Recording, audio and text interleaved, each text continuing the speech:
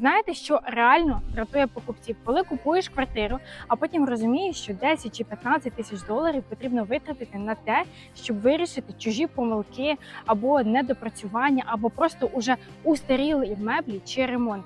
І якщо дивитися з цієї точки зору, набагато краще купувати квартири без ремонтів і реалізовувати все на власний смак та побажання.